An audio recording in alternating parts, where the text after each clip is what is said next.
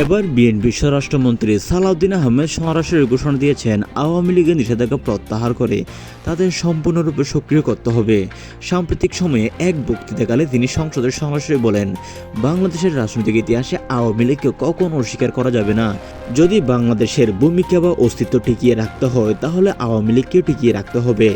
এ সময় তিনি আরও বলেন, বাংলাদেশের রাজনৈতিক ইতিহাসে আওয়ামী লীগ হচ্ছে স্বাধীনতার চেতনার দিকে সবচেয়ে সফল একটি দল।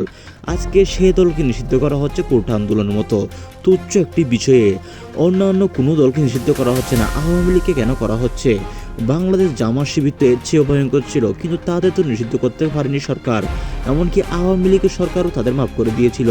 কিন্তু বর্তমানে আওয়ামী লীগকে যেভাবে নিষিদ্ধকরণ করা হয়েছে তা বাংলাদেশের ইতিহাসের নিকৃষ্ট একটি উদাহরণ।